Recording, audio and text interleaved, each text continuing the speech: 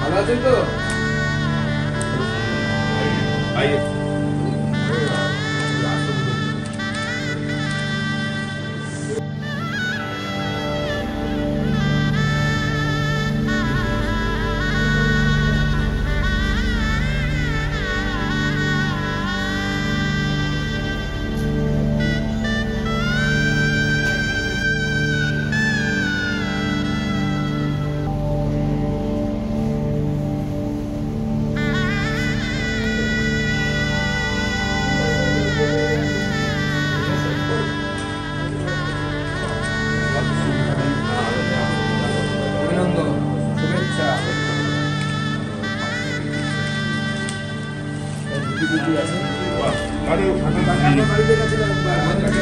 আমার প্রায়োরিটি আমাকে একটা ম্যারেজ করতেই হবে। অনেক দিনটা কবে স্পেসিফিক বলে সবাইকে সোজা হবে উত্তরটা।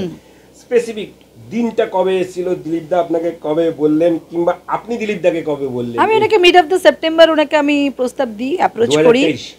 না না না না এই হ্যাঁ, ওনাকে আমি অ্যাপ্রোচ করি, উনি শোনেন।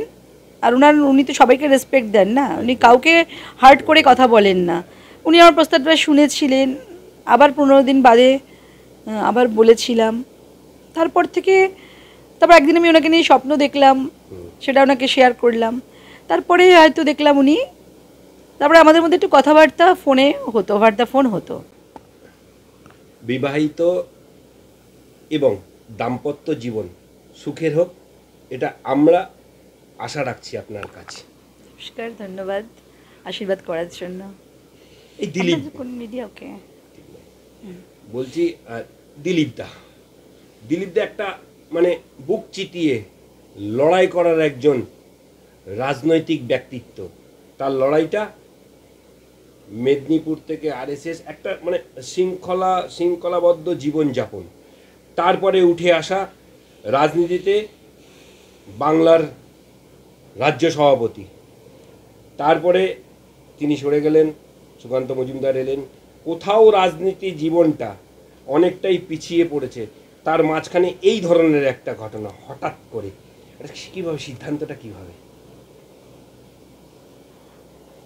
সিদ্ধান্তটা অ্যাজ এ হিউম্যান বিং আমার মনে হয়েছিল যে একটা মানুষ নিজেকে এভাবে সমর্পণ করলেন এত সততার সাথে, এতটা নিষ্ঠার সাথে, তারপরে একটা সার্টেন টাইমের মধ্যে উনি ওনার গ্রাফটা যেখানেই যতটা উঠে গেছিল, আবার নানান রকম নিটিগ্রিটি জনিত কারণে হোক, একটা টার্ময়েল সিচুয়েশনের মধ্যে আস্তে আস্তে ব্যাপারটা আবার গ্রাফটা নেমে যায়।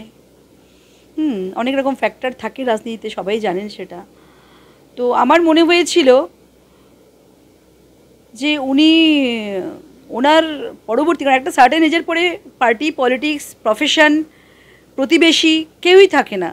হ্যাঁ, তখন তার ঘরের একজন খুব কাছের মানুষকে প্রয়োজন হয়। তা আমি যেহেতু ওনাকে খুব শ্রদ্ধা করি, সম্মান করি, ওনাকে আমার খুব ভালো লাগতো, খুবই ভালো লাগতো।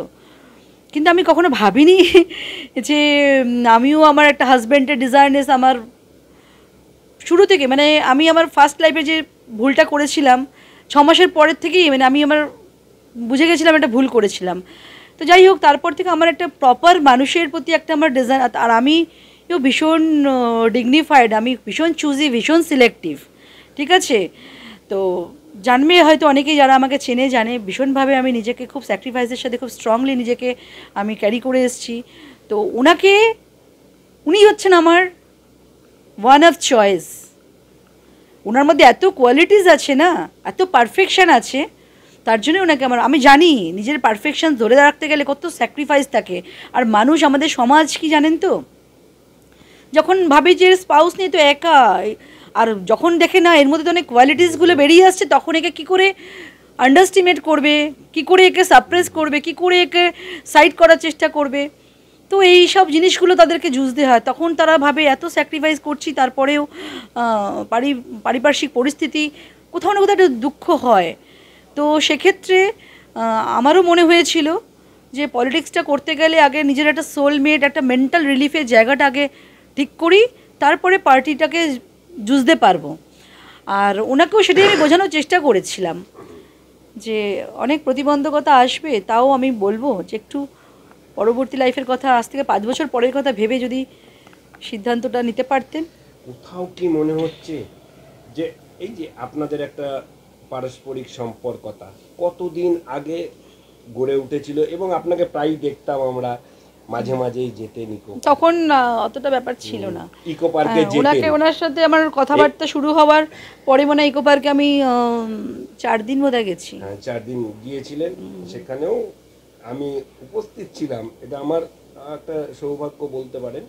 কিন্তু বাট ওই যে দিলীপদার সান্নিধ্যে আসা, দিলীপদার সঙ্গে কথা বলা, দিলীপদার আচার ব্যবহারটাকে নিজের মতো করে ভাবা, এটা তো সহজ সরল। তিনি তো একটা শৃঙ্খলাপরায়ণ জীবনযাপন, দাবাং নেতা, সোজা কথা সোজাভাবে বলেন।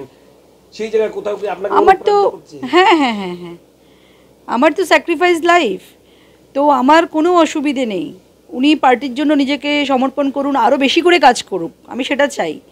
আমাদের রাজ্যে আমাদের দাম্পত্য জীবন ঠিক আছে, কিছু তো পাইনি, তার থেকে একটা পরিবারের সাথে একটা পরিবারের, এতদিন একা ছিলাম, সেলফ গার্জিয়ান ছিলাম, আমি একটা গার্জিয়ান চাইছিলাম। আমার ছেলেকেও আমার উচিত ছিল আরও আগে হয়তো একজন, আমার ছেলেরও ইমোশনাল একটা বাবার জায়গাটা ভ্যাকিউম ছিল, কিন্তু আমি পারিনি, কারণ আমি যাকে তাকে করতে পারবো না। ফার্স্ট লাইফে যে ভুল করেছি আমি ম্যাচুরিটি এসে করতে পারবো না। অনেক বুঝে শুনে আমার মনের মতন মানুষ আমি খুঁজতে ওনাকে পেয়েছি, এবং যাই হোক উনি আমার প্রস্তাবে রাজি হয়েছেন।